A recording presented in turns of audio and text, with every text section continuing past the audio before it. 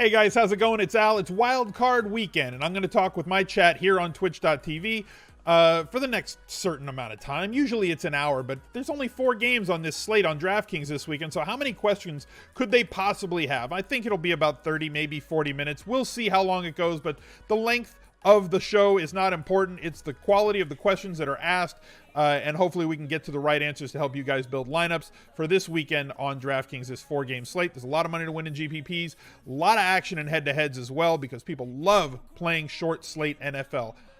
For whatever reason, the short slate head-to-heads and short slate tournaments fill up so quick. You also have a lot of showdown slates this weekend because of the nature of the 4-game slate.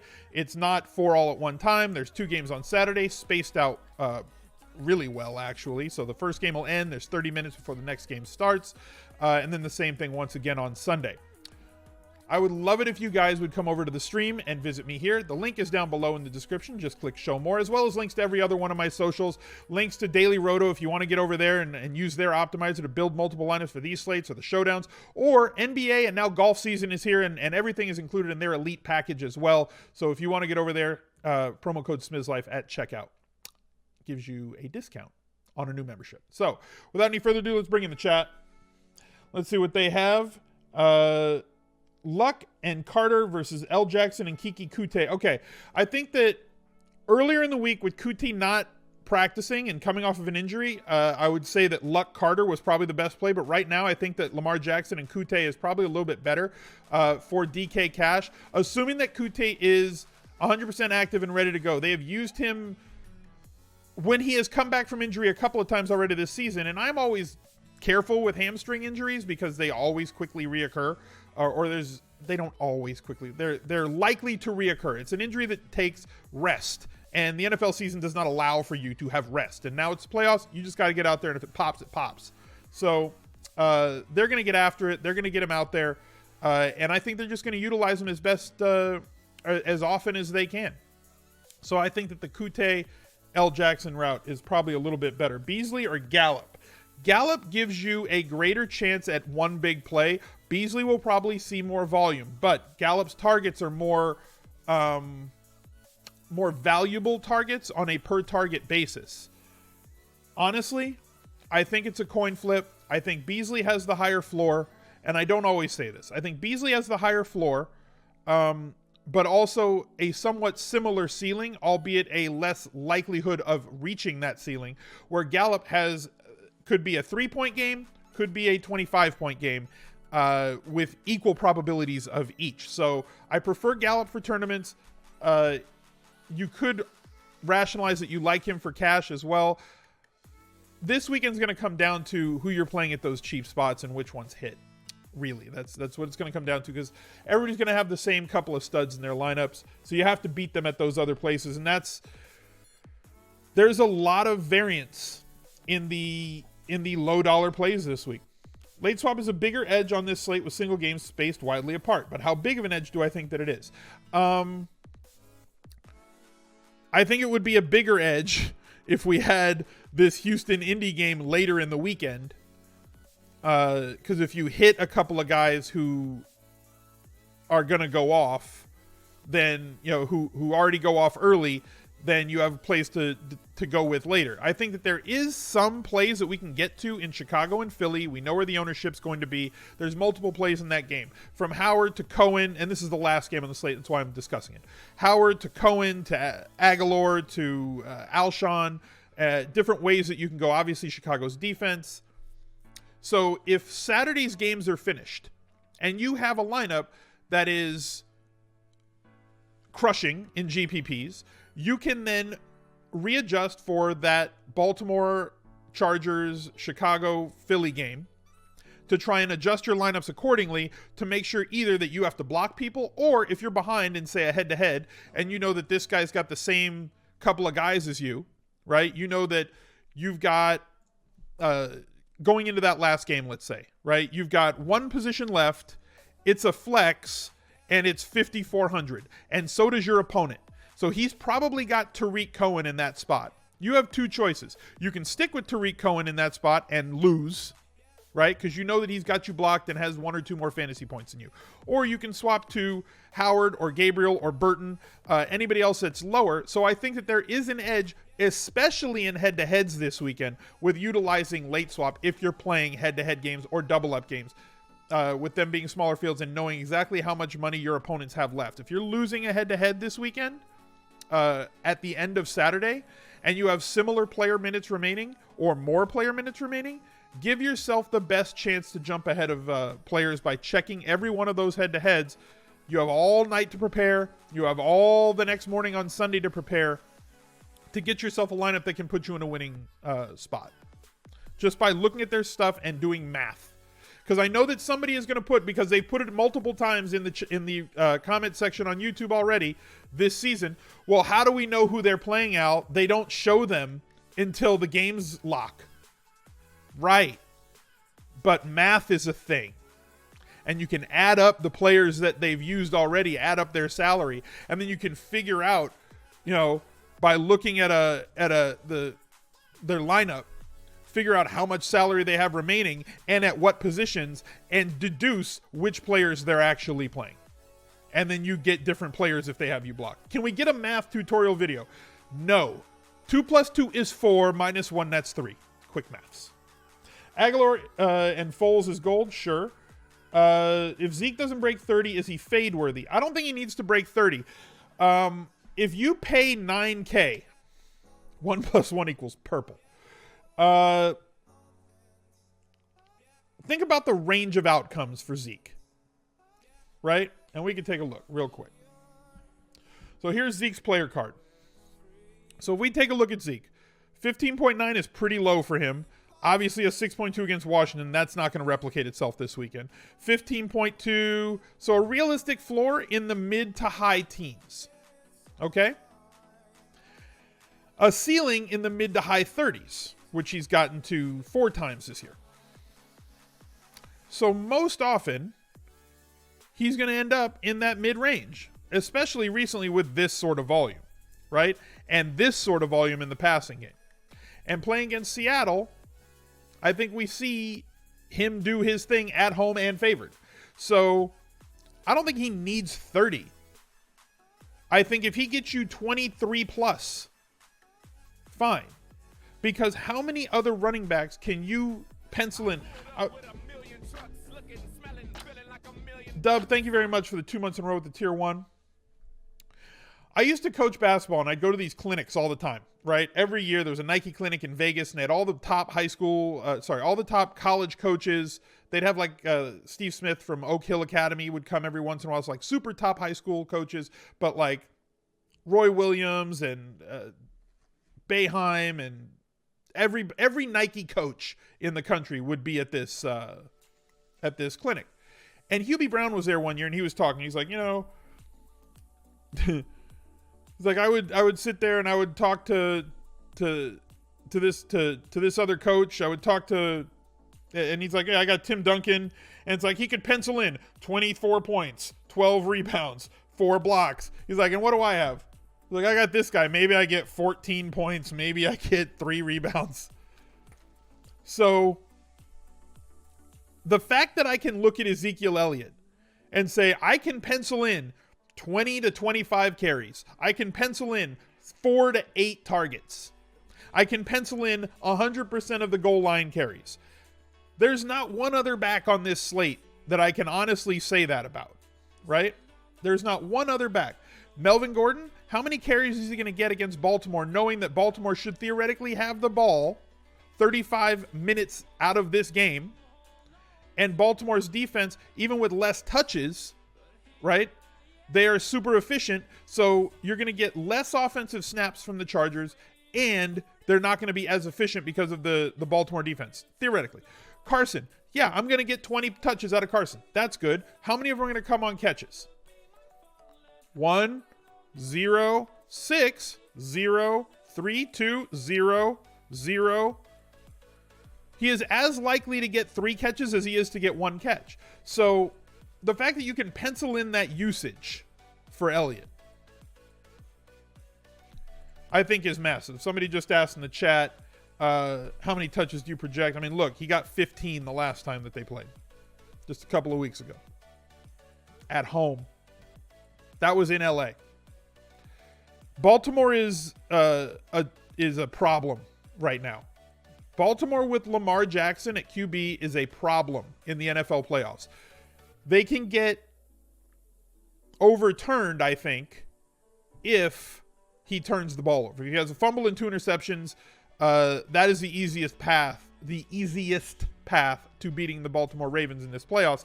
I think they're a team that could go really far in this playoffs if things break the way that they need them to break, because of the style of offense that they're running and the type of defense that they have. So they're a problem. Johnny Utah, thank you for the 3 months. Getting that silver VIP badge in the chat. Says, let's get it this weekend. Yes, let's. How serious is Foles' injury? I don't know. You know, he had, he came out with ribs and should be good to go. I worry about structural injuries. Okay? Those are the ones that they can't cover up with the wonderful set of drugs that they have at the NFL for pain-killing purposes. If it's just a pain management issue, he's not going to feel any pain on Sunday. If it's a structural problem, they can't cover that up. T.Y. Hilton and Cohen versus Hopkins and Howard for DK Cash. Okay, one, I'm going to prioritize Hopkins over Hilton.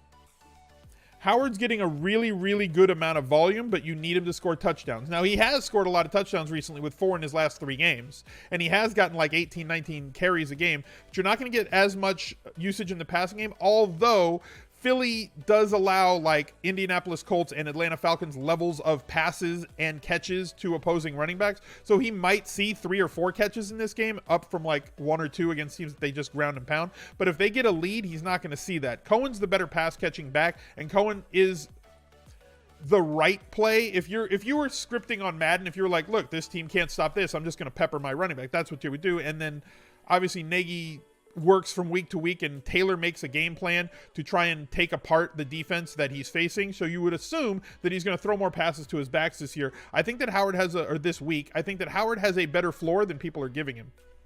So I'm going to prioritize that D-Hop side.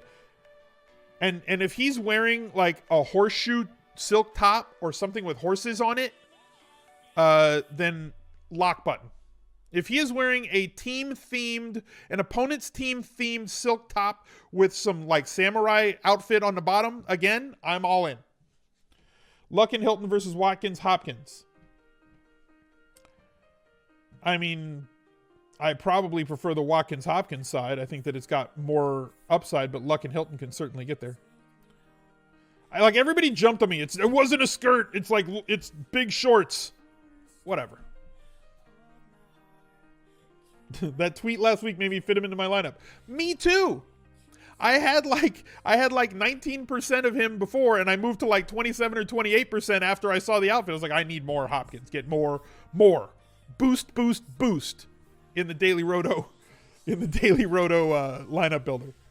Let's go. Let's add 5% more to his projection, please. I definitely increased my Hopkins exposure after that. Exactly. It exuded confidence. If he's got like a horsey outfit on, or if he's wearing like a Civil War outfit to go with that General Andrew Luck, that Twitter account, if he's doing something on Sunday, I'm all in. I need to be up on the latest fashion trends. Look, I stopped wearing cargo shorts a few years ago. That's as close as it's going to get, guys. Yeah, they were clam diggers or something.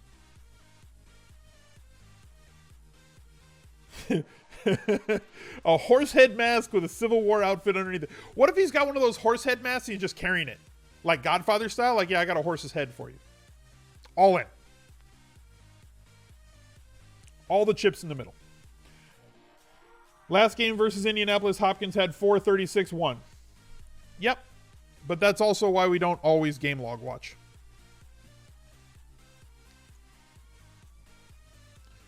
So he had 10 targets and 13 points. He had 13.6 points in week 14. And he had 35.9 points in week 4. Hunter Henry take. I don't know how much they run him out there. We talked about this on the Edge. If you haven't listened to the Daily Fantasy Edge this week, go. But my take is, how much are they going to run him out there? And I think that ceiling-wise,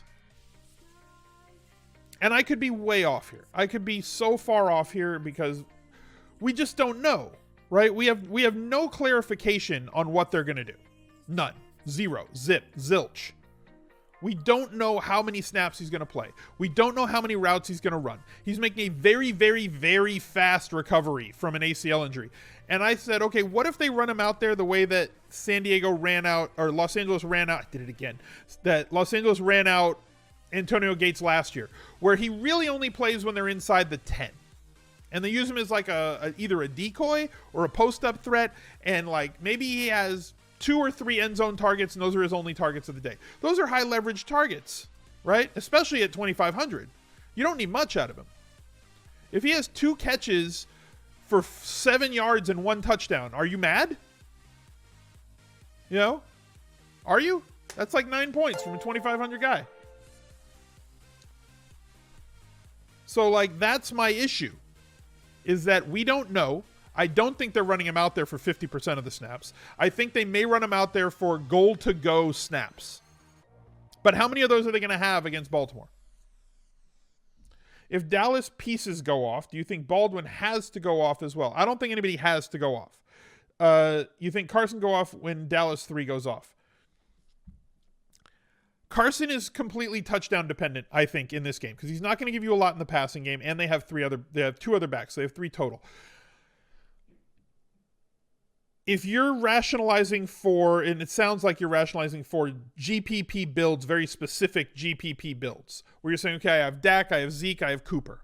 So if all those guys, if Dak has, if Zeke has a touchdown and 100 yards and 6 catches, and Cooper has 150 yards on 8 catches and a touchdown, and Dak has 3 total touchdowns, meaning that they've scored 28 to 35 points, which is not out of the realm of possibility, but well over their team total on the day.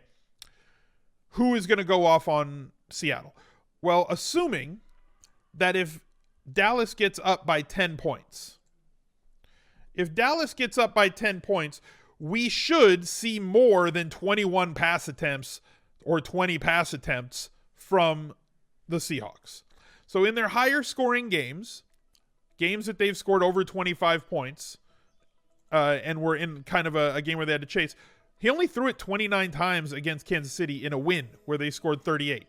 31 here, 31 here, 39 against the Chargers. They just don't want him to let loose. Now, he's been tremendously effective and efficient inside with multiple touchdowns in all but 3 games this year, something like that, 35 touchdowns on the year. So it's very possible that Wilson goes off. The problem is he doesn't focus on Doug Baldwin the way that he used to focus on Doug Baldwin at any point or at any place on the field, right? 50 catches on the year, 5 touchdowns. David Moore, 5 touchdowns. Tyler Lockett, 10 touchdowns. Tyler Lockett's the one that has the highest fantasy point production per target. They're not just using him as a deep threat, although he is a fantastic deep threat, right? With over a 28-yard catch in each of his last 3 games, but you could get this line out of him. You could get 2 targets. I think that they're GPP-only type plays to me that all could go off, and we don't know which one. I am trying as best I can on this 4-game slate to stick with what we know, right? Which, to me, means that we know this, we know this, we know this or this, right? We know those things. Now build the rest of the lineup. You know, we know that. Now fill it in.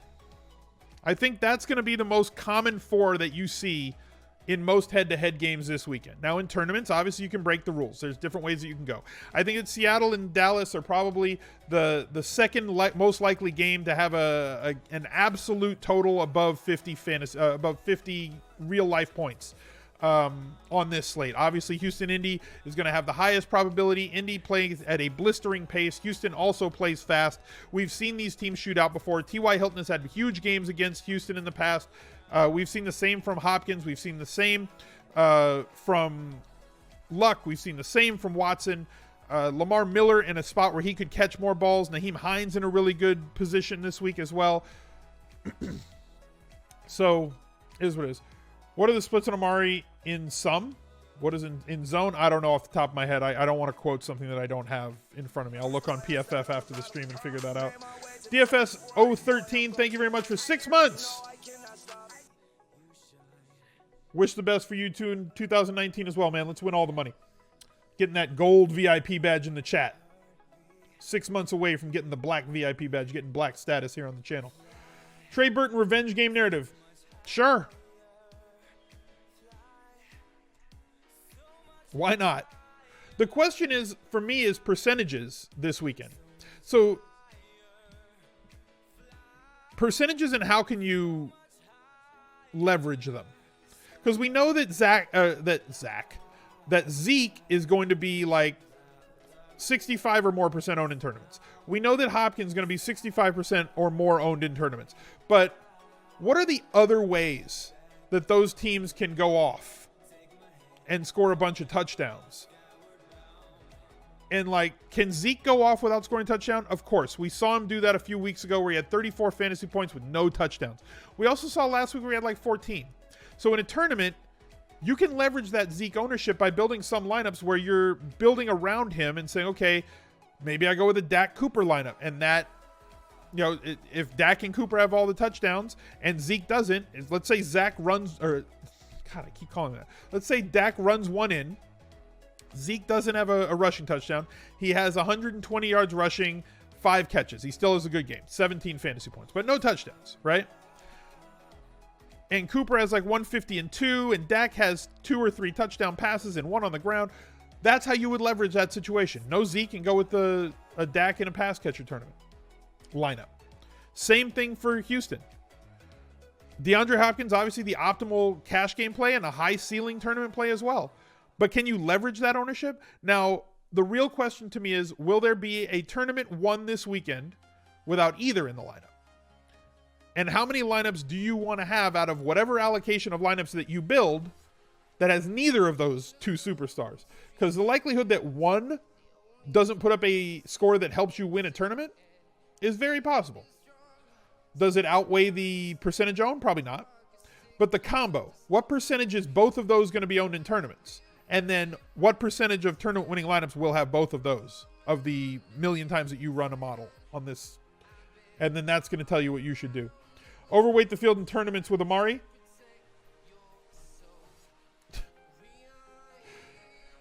The thing is, it's going to be very hard to overweight the field on any name player on this slate. It's not going to be something that's very easy to do. Because even the players that are 5th, 6th, whatever. Camel Cross with 19 months in a row says last month as a teenage sub. You're about to reach age limbo. 20 is like age limbo, right? If you're 20 years old, you're not a teenager anymore, so you're not a kid, but you're also not 21 and you can't drink, you can't gamble in most states, most places in the world, or at least definitely here in the United States. So now what? You're just in limbo. You're in age purgatory.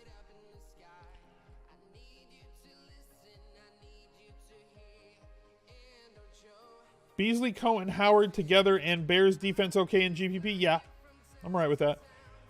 You're big on the Chicago pass catchers this week. Trubisky's had some big games at home. He certainly has.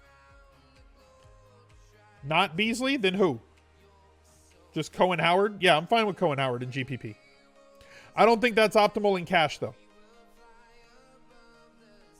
I think it's a perfect tournament lineup for this slate. And it gives you a lot of flexibility as that's the final game.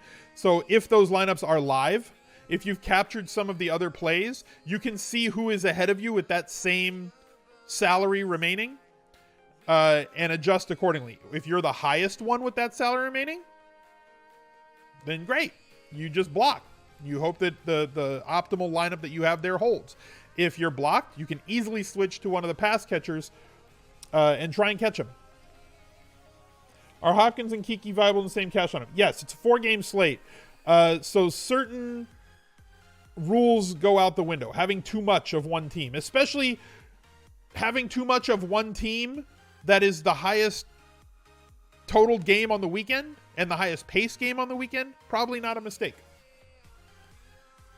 Thoughts on Dallas Goddard? He's playing like 6% of the snaps in recent weeks. Yeah, they've gone to more of 2 tight ends. They just that whole Golden Tate situation was a big bungle. Big time bungle. Can you go with Cohen and Howard in the same lineup for cash? I think you'll see people do it. I don't think it's optimal.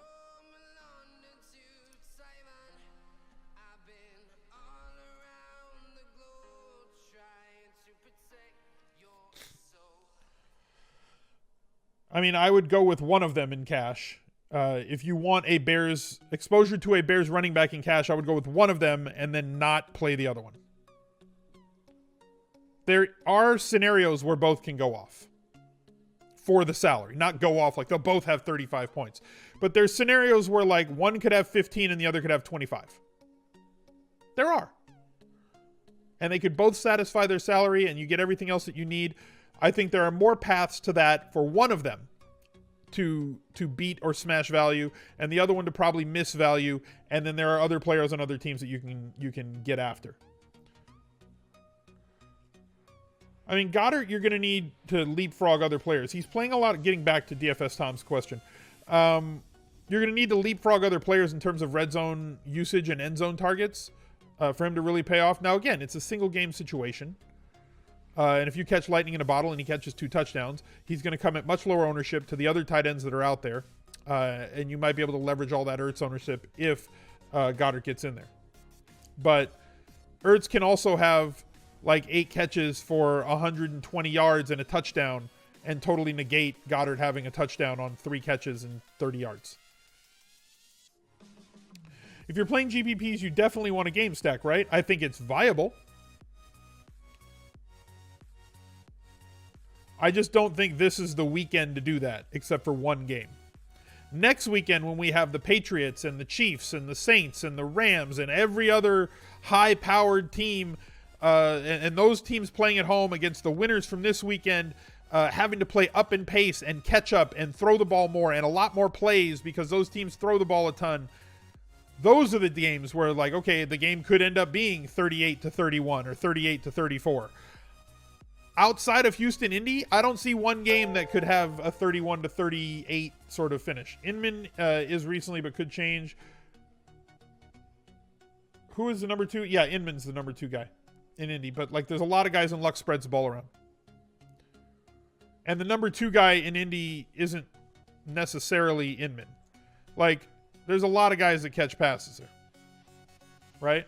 So if you're looking at wide receiver, yeah, Inman's the number 2 wide receiver. But we've seen Rodgers do well. We've seen Pascal catch passes.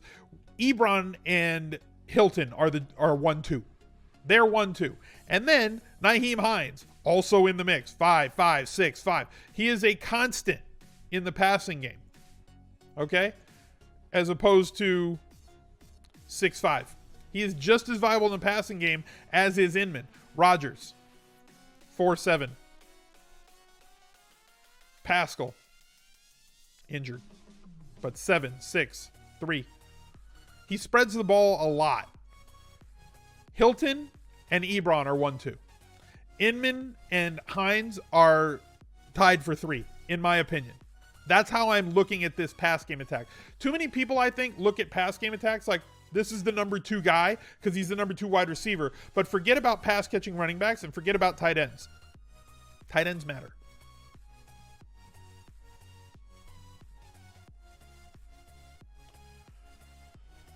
Teams will need to muster enough effort in catch-up mode.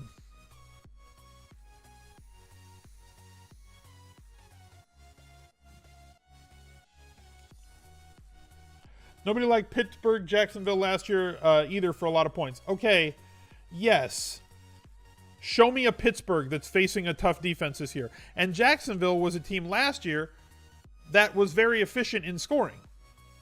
Whether it was through the run or then games where Fournette missed, Bortles was very, very good last year. I don't see that from these other teams on Sunday. I don't. Unless the Chargers score a couple of quick touchdowns, right? Like Baltimore's defense, somebody falls, right? And Tyrell Williams catches a long touchdown. And then they get great blocking and Gordon runs a long one in. I don't see very many sustained drives from Baltimore, and then that would force Baltimore to have to throw a little bit more, maybe. I don't expect them to throw more if they're down or up, unless they're down big. They're going to stick to their game plan and hopefully grind it out.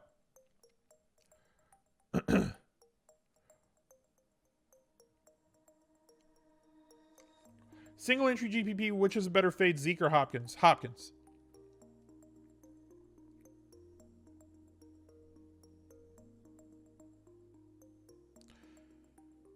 One on a good day gets 14 attempts, meaning targets, right? The other one on a good day gets 30 to 35. I'll take the one with more volume. Combined targets and touches, or targets and carries. Zeke's volume is just insane right now. So if I had to pick one, I would probably prioritize Zeke over Hopkins. How concerned am I with Hilton's health? He's obviously playing, visibly limping around the field. I don't know. I'm not letting it affect my allocation of him. It's the playoffs. Should we be worried about the health of Indy's center? Sure, a little bit. Though I think that it's going to cause them to get shut out? No. Might you want to have a few more shares of the Texans' defense? Luck has had turnover problems in the past. That offensive line improving has led that offense to a greatly improved season this year for obvious reasons. They drafted a road grader on the offensive line. They bought a couple guys in free agency. Great. Did I do Best Buys this week? I did. It is up on ESPN Plus. Just go to the Google machine and type Best Buys Wildcard. It'll be the first thing that shows up. And if you have an ESPN Plus membership, you can read it. Any interest in Ryan Griffin as a punt? Colts funnel targets towards tight ends. They funnel targets towards the inside. Running backs especially. Second in the league in both targets and catches to opposing running backs. I don't hate it. Who do I like better, Hines or Sproles? Hines. Do I think Sproles is viable? For like a sprinkle. Philly has so many running backs. They use damn all of them. They just use everybody. Josh Adams, Sproles, Smallwood. Who the hell knows? Like, he's got a role. Everybody points at this game and says, see, Sproles had a huge day. Yeah, he did. He had a 37-yard touchdown catch. But was his volume any different from the other days? 7 carries, 3 targets. 9 carries, 6 targets. 3 carries, 4 targets. 1 carry, 3 targets. It's pretty much standard volume for his. That's just his role. And if he busts a long touchdown, awesome. But if he doesn't bust that touchdown, it's 13 points. That's no bigger than this day against Dallas where he had a touchdown. Touchdowns are going to define the week. And touchdowns are the hardest thing to project and predict in fantasy sports. Hardest thing to project. Morphatrix, thank you for the Twitch Prime sub. Appreciate you using it on this channel, my man. Wide receiver, tight end flex this week in GPPs. You can. I still think I'm going to prioritize the running backs because there are plenty of them to go with. Especially pass-catching running backs or good enough pass-catching running backs against teams that allow a ton of catches to running backs. Better second wide receiver to stack with, Inman or Kiki? I think Kiki sees more volume. G-Far, thank you very much for the 2 months in a row. Second month in a row with Twitch Prime. Thanks for all the help all season. Not a problem, man. Glad to be here, and thank you for tuning in. Appreciate the 2 months in a row, back-to-back. I mean, it's hard. It is really, really hard for people to remember to apply that Twitch Prime sub month after month. I'm not being facetious. I'm not being sarcastic. It's not like a tier 1, tier 2, or tier 3 sub on Twitch. It auto renews. So like you put it on the channel, you just you'll be a subscriber forever until you tell it not to be one anymore. Twitch Prime sub, you got to come back and click it every single 30 days. You got to set a reminder, like a constant one of those reminders. You have your app. You have Siri set you a reminder every 30 days to ring an alarm that says resub to Al's channel using Twitch Prime. Nobody does that. So for people to come back and resub every single 30 days, it's impressive to me. I appreciate that. I really do. Just saw this stream for the first time on YouTube for the Week 17 Q&A. Great content. Who I like more between Tyler Lockett or Amari Cooper? I think Amari is the better play. Tyler Lockett's going to have way less volume. Both have a similar ceiling, but Lockett's got to get there on like 4 targets where Amari should see 8 to 12. Also, thank you for showing up over here on Twitch from YouTube. See, they follow directions sometimes. I've been asking the people on YouTube to come on over here in the videos. They're starting to come on over. Glad to meet you. Thank you for the Twitch Prime sub. Jay Cuddle, I do it every month because I appreciate what you do. Well, I thank that, man. What about the lazy subs? I love the lazy subs. They're great. Just slap that tier 1 on and never have to remember to resub again. It just does it for you. Those are the best. Everything that I have in my life is on auto pay. I hate writing checks. If there's an auto pay or an auto debit option, I'm all in. You mean you'll just take this money from me every month? Let's do that. Then when I don't want it anymore, I shut it off. Do I think Gallup or Beasley has a better matchup versus Seattle's D, or neither? Seattle's got issues on the outside. So I think they're both fine. Reinvent, thank you for the 3 months in a row. 3 months in a row. I have a reminder set. You guys are a mess, but I love it. What do I think about Allen Robinson? I think that all the Bears wide receivers are in play for tournaments. Was behind a dude at the grocery store writing a check for 3 items. My favorite thing right now. And again, guys, you know I have an iPhone. I've mentioned it, whatever, in passing. So, like, my favorite thing right now is when, like, at the credit card, I don't even have to take a credit card out my wallet anymore. I just do Apple Pay. Like, you just double click, boop, boop, there, paid, done, thank you, I'm out. That is the best thing. If I had to guess Levitan's cash lineup, it would be, I don't know, man. That guy's a wizard. I wish I knew what his cash game lineup was. I would have played it every week. Who writes checks at the grocery store? It's 2019. Apple Pay, whatever the Android version of that is. Just swipe your phone across the thing. Boop! Paid. Done. Dixon versus Gus this week. Dixon gives you higher pass game inclusion and higher pass game upside. Gus has to score touchdowns to reach value. Naked Trubisky. Don't hate it. Also, don't hate Trubisky to Cohen. This could be a game where Cohen reaches a ceiling based on the matchup. Philly gives up a ton of targets and a ton of catches to running backs. They also give up a ton of catches outside. It's hard to pick which wide receiver is going to go off. Cohen, you know what his volume is going to be. I don't dislike naked Trubisky and just ignore dealing with his pass catchers, because he could just spread it out, one here, one there, one here, and have 3 touchdowns and have a rushing touchdown, or 2 touchdowns and a rushing touchdown with 40 rushing yards and not need to pair with a receiver to win a tournament. And I don't hate pairing him with Cohen, because a lot of people ignore pairing a running back with a quarterback because of the correlation matrix. How do you write a check? That is a good question. Favorite Bears wide receiver? Cohen. I don't know. Favorite Bears wide receiver? It's between Robinson and Gabriel. Like, it's Robinson. It's definitely Robinson. This guy has not scored a touchdown since week 10. He is a tremendous red zone wide receiver and has not caught a touchdown since week 10. and now faces a roast and toast pair of cornerbacks. Kevin White from the cemetery.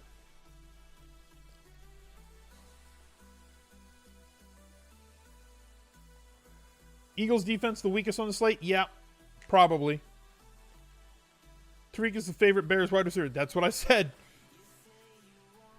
Anthony Miller's arm dislocated last week without contact. Yuck.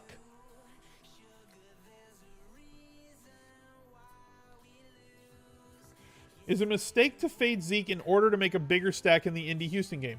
For a tournament? No. If that's going to be your cash game lineup, yeah, I think that's a mistake. I think in cash games, Zeke should be 100% owned. I will take my chances. If you tell me, Al, I'm going to play you in a head-to-head this weekend and I'm not playing Zeke, please take my head-to-head game. If you win, congratulations. Because if you play Zeke in your cash game lineup, you will likely face somebody else with Zeke. So if he busts, it does not matter. You know, it just doesn't. If he scores 8 fantasy points, which is ridiculously unlikely, it does not matter because the other guy's got him too. So you should be playing him in cash games. In a tournament, there's always merit to fading somebody. Always. Unless they're free. Like Enrique was that one night when he was like 200 salary dollars. They made a mistake. Kike Hernandez.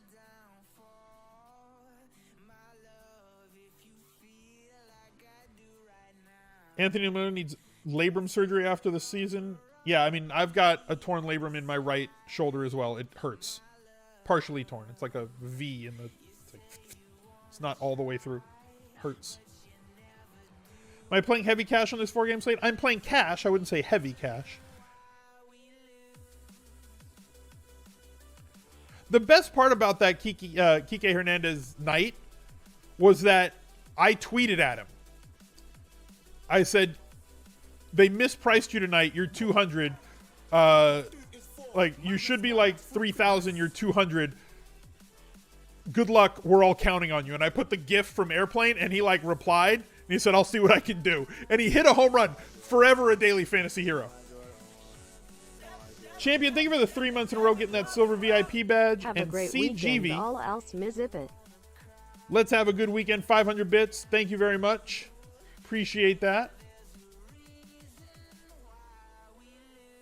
Single game Houston Indy. Can you afford 3 of the top guys? Who's the smart fade out of Watson, Luck, Hilton, Nook, or Ebron? Okay. So if you're you can afford what? You can afford 3 guys. Okay. Is that a, are you talking like single game showdown? Because then showdown rules kind of apply. Where you want to correlate the lineup accordingly. Torn labor ruined my intramural dodgeball career.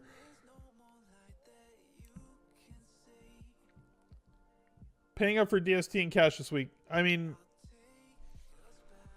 I think that the salaries are such a way that you can. I don't think that it's that restrictive this week. I think you can fit the guys you want. I think you can fit both Hopkins and Zeke and still have one of the Ravens or Bears. I don't think it's like, well, I have to sacrifice something to get up there. I just think that that's the way it is. Do I still like Aguilar as my cheapest wide receiver? There's a bunch that are in there. I haven't really